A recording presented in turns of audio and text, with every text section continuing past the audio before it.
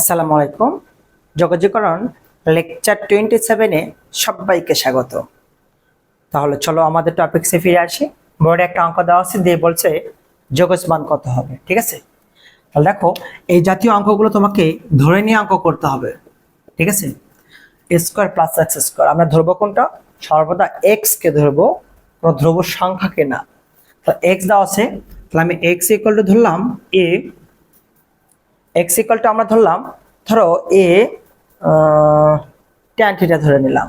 ঠিক আছে, এ ধরলাম ট্যান থিটা। ওকে, এখন আমরা উভয় পাশে অন্তরীকরণ করে নেব। আচ্ছা, এক্স কে অন্তরীকরণ করলে কি হবে? D x by d theta. Tan x কে অন্তরীকরণ করলে কি হবে? Sec square theta. তাহলে ডি এক্স রেখে দিলাম, আর গুণ করে দাও sec square theta, d theta থাকলো শুধু। ঠিক আছে, তাহলে আমরা কিন্তু ডিএক্স এর মানটা আমরা এখানে পেয়ে গেলাম। বোঝা গেল সবাই? এবার দেখো আমরা ডিএক্স এর মানটা এখানে বসে দেবো শুধু। তাহলে মানটা বসাও তো, ডিএক্স, ডিএক্স এর মান এইটা। তাহলে আমরা এটা বসে দেবো a sec square theta d theta divided a square x, x এর মান এইটা, স্কোয়ার দেওয়া আছে। তাহলে আমি কি করবো? এ স্কোয়ার ট্যান স্কোয়ার থিটাটা লিখে নেব। ঠিক আছে, পাওয়ার দেওয়া আছে 3/2, তাহলে আমরা কিন্তু পাওয়ারটা 3/2 রেখে দেবো। ঠিক আছে, তাহলে থাকলো a sec square theta d theta. আমরা এখান থেকে স্কোয়ার কমন নেব, তাহলে আমি যদি স্কোয়ার কমন নেই, এর পাওয়ার কিন্তু 3/2 থাকতেছে, তাহলে আমি 3/2 লিখতে পারি।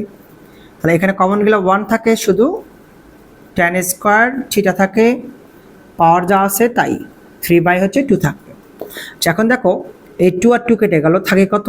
এ কিউব থাকে। একটা এ দ্বারা এ কিউবকে কাটলে 1/a থাকতেছে শুধু, তাহলে 1/a টা সাইডে রাখলাম, স্কোয়ার রাখলাম। হ্যাঁ, আবার দেখো 2 আর 2 কেটে গেল, এ কিউব থাকে, এ দ্বারা এ কিউবকে কাটলে এ স্কোয়ার হয়। Integration sec square theta d theta, নিচে থাকলো 1 plus tan square theta. 1 plus tan square theta শুধু কি লেখা যায়? সেক স্কোয়ার থিটা। পাওয়ার আছে 3/2, তাহলে 3/2 দিলাম। এই স্কোয়ারের সাথে 2টা কেটে গেলে শুধু সেক কিউব থিটা থাকবে। ঠিক আছে, তাই না? 1/a square. তাহলে এই 2 কেটে গেল, সেক স্কোয়ার দিয়ে কেটে গেলে শুধু একটা সেক থাকতেছে, শুধু সেক থিটা থাকতেছে, ওপরে কিন্তু শুধু ডি থিটা থাকতেছে। ঠিক আছে, তুমি এখন একটু ক্যালকুলেশন আসতে পারো, যা আছে তাই। 1/a স্কোয়ার, 1 ভাগ সেক সমান কি লেখা যায়? কস লেখা যায়, কস থিটা ডি থিটা। তাহলে 1/a square cos theta d theta করলে কি হবে? Cos x dx, cos x dx কে ইন্টিগ্রেশন করলে কি হবে বলো? সাইন এক্স প্লাস হচ্ছে সি। দেখো আমাদের এই মানটার ফরম্যাটটা একটু চেঞ্জ করে ক্যালকুলেশন রাখতে হবে অ্যান্সারে। তাহলে আমরা এখানে 1/a স্কোয়ারটা রাখতে পারি। আচ্ছা, এখানে দেখো তো আমাদের মানটা আছে কত? ট্যান থিটা আছে না? কি আছে? X equal to A tan theta. তো আমি এখানে একটা কাজ করতে পারি না, এরকম যে এখানে যদি তুমি ক্যালকুলেশন করো, ট্যান থিটার মানটা বের করতে পারো, এক্স ডিভাইডেড এ বের করতে পারছো না? এ যদি নিচে পার করো তাহলে এক্স বাই এ আসতেছে না? আচ্ছা, তাহলে দেখো আমরা একটু ত্রিভুজটা আঁকে নেই। হ্যাঁ, তাহলে দেখো ট্যান সমান জানি লম্ব বাই ভূমি, লম্ব বাই ভূমি। আমার অতিভুজের মানটা বের করতে হবে পিথাগোরাস উপপাদ্যের মাধ্যমে। তাহলে অতিভুজ স্কয়ার সমান লম্ব স্কয়ার প্লাস ভূমি স্কয়ার, তাহলে এ স্কয়ার প্লাস কত আসতেছে? এক্স স্কয়ার আসতেছে। অঙ্কের প্যাটার্নটা সাইনে রাখতে বলছে। হ্যাঁ, সাইন থিটা সমান কি জানি? লম্ব বাই অতিভুজ। সাইন থিটা সমান কি জানি? লম্ব বাই অতিভুজ।